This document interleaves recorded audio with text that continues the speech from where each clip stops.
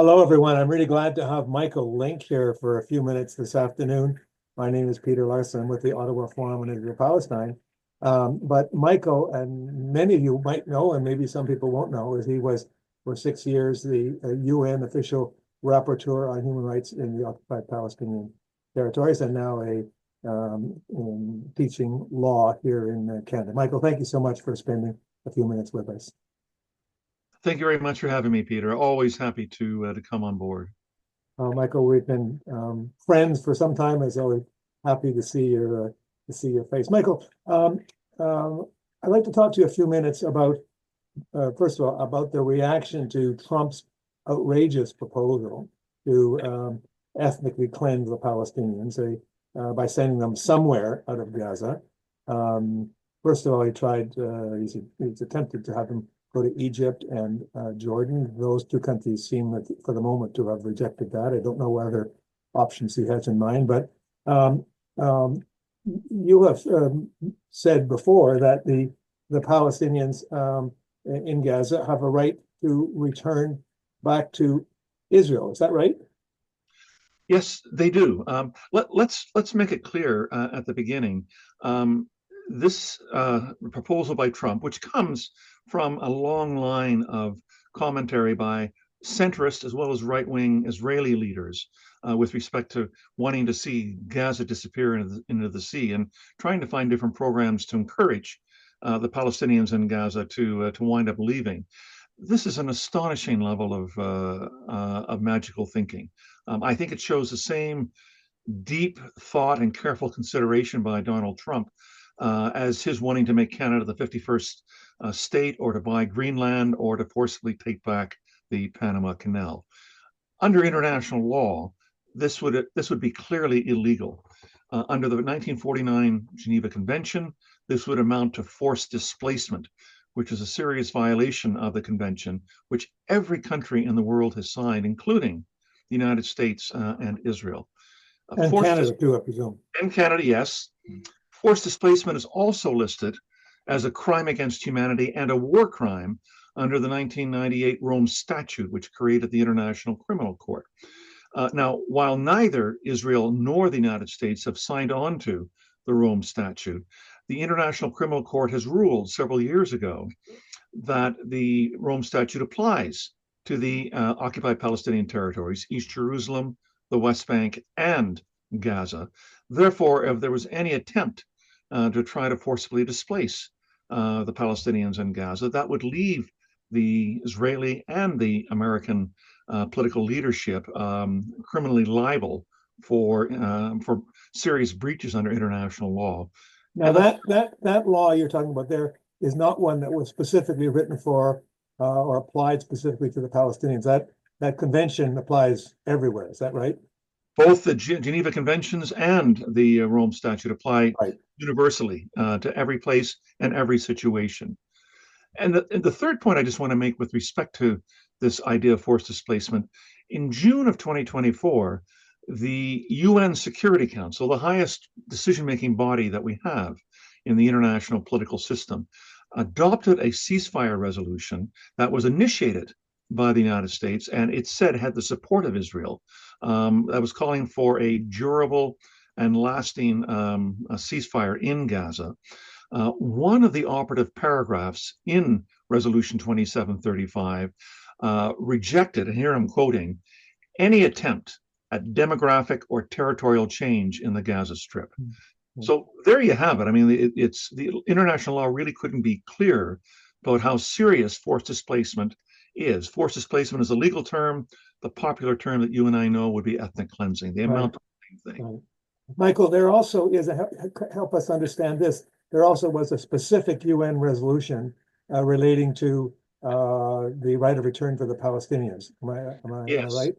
Yeah, well, we all know the Universal Declaration of Human Rights was passed on the 10th of December, 1948, which gives, in fact, the right of everybody to leave their country and to return to their country. The following day, on the 11th of December, 1948, the UN General Assembly adopted Resolution 194, which was trying to come up with a a durable peace plan for the fighting that had broken out over the establishment of the state of Israel and the mass expulsion of Palestinian refugees.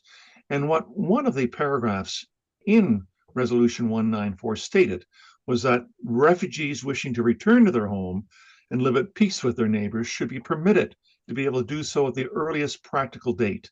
And the Resolution 194 has now been reaffirmed by the General Assembly approximately 150 times since. This is the most reaffirmed resolution in the history of the UN General Assembly. Who gets to determine what's a practical date? Is that de facto been left to Israel to defer? Well, that's the argument made by Israel and its supporters, that this resolution was stated in general terms, and it was up to the Israelis themselves to be able to determine that. Interestingly enough, the following year, in May of 1949, Israel had applied to be admitted into the United Nations as a member state. And this had provoked a great deal of debate within the General Assembly. And the then representative of Israel, Abba Eban, who later became foreign minister of Israel, he was asked if Israel would comply with its obligations under the Charter and with resolutions, including Resolution 194. And he said, we have no opposition to that. And on that basis, Israel was admitted as a member in May of 1949. On the basis that it was willing to carry out its obligations under the Charter. Soon after that resolution was adopted, Israel then firmly said that the Palestinian refugees are not coming back, and that the real answer would be for them to be resettled in Arab countries. And that's been its consistent position for the last 75 years. So this resolution that was passed, the 194 in particular, it applies to the Palestinian refugees who were expelled. Does it also apply to their offspring, their children? And for how many generations does that apply? Yes. Look, international law on refugee rights applies to refugees and to their descendants. So Palestine is not a unique case with respect to this. This, you think of some of the largest refugee situations in the world over the last 20 years, particularly Afghan refugees, by and large, settling or being forced to go to Pakistan, Somali refugees. They all have the right to return to their homelands and to pass their refugee designation and the right to return to their descendants. So this is something that's been quite consistently followed in international law. So what the Palestinians are achieving is, or have the right to do, is no different than any other refugee in the world. Is that true? Ones who are not under the, there's the difference, Michael, between the UNHCR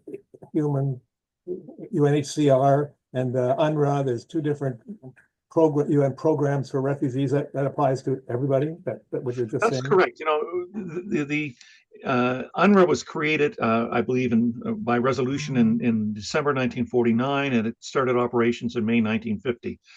75 years ago, and the UNHCR, the UN High Commission for Refugees, it was formed at the same time, and then it came under the 1951 UN Refugee Convention. They have different purposes. UNRWA, for Palestinian refugees, is meant to be a humanitarian organization providing services to the Palestinians as sort of almost like a government in waiting. So they provide education, they provide health services, and they provide microcredit financing, and they provide, I guess, welfare relief to the poorest of the refugees. It itself doesn't offer the right to return. That's an issue for the United Nations General Assembly to be able to protect. But the rights that refugees anywhere in the world would have would also be possessed by Palestinian refugees. And essentially what that means is that refugees anywhere in the world would have the right to choose individually between three different options: settlement in the country where they found a refuge. Let's say for the Palestinian refugees, that would be Lebanon, Jordan, or Syria. Right to be resettled as a refugee in a third country, Australia, Canada, and the right to be able to return back to their homes and homeland.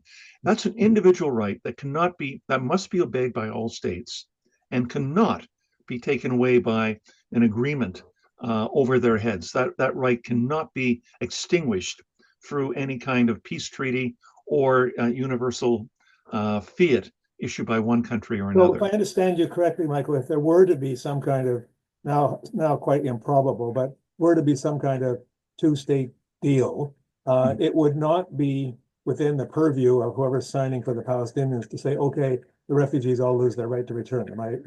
That's absolutely what I'm saying, is that the Palestinian Authority, who would be the designated and internationally recognized body that would negotiate on behalf of the Palestinians, could not take away the individual right to return that Palestinian refugees and their descendants wind up possessing. Okay. Why don't the Palestinians who are, let's say, in Lebanon or in Jordan or in Gaza, why don't they just return anyway?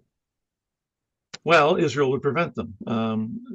They would not have the documents to enter Israel, and Israel would take a very firm stance against any right to return.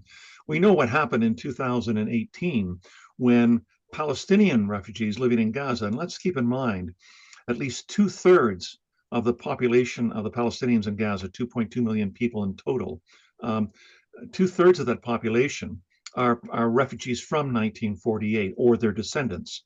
In other words, you're saying to me that they're not, even though they're living in Gaza now, they're not from Gaza. Is that right? That's precisely what I'm saying. And when they launched a civil rights, if you like, right to return, the Great March of Return is what it was called, marching towards the Israeli erected fence that separates Gaza from Israel. They were met with munitions fire, fatal fire. Over 250 Palestinians were shot dead.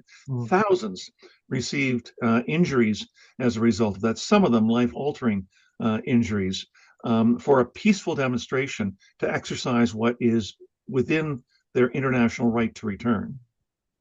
This right of return, does it also apply to Palestinian refugees not in Gaza, like ones who there are a number of, I think something like 19 refugee camps in the West Bank, not to speak of Jordan and so on. They also, under the same provision, they have the right to return to what is now Israel?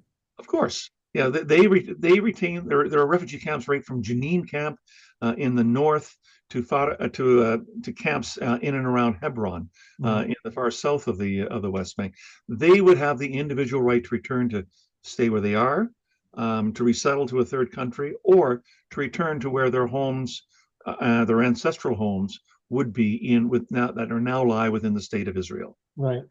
Michael, here's the hardest question that I get sometimes asked. The UN by law did constitute an Israeli state. Excuse me for a second. I was going to sneeze there. I think I may be going to sneeze. Resolution 181, I think, called for the creation of a Jewish state. And yet the UN also passed a resolution 194 saying that refugees have the right to return.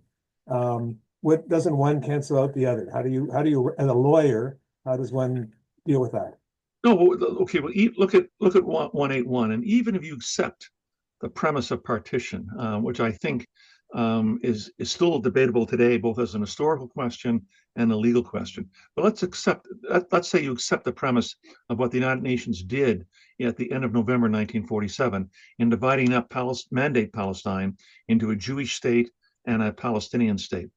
The foundations of Resolution 181 called for equal rights for the Palestinian Arabs who are going to be designated to live in the Jewish state. In fact, when that resolution was passed, based on census and demography, the population actually was equal.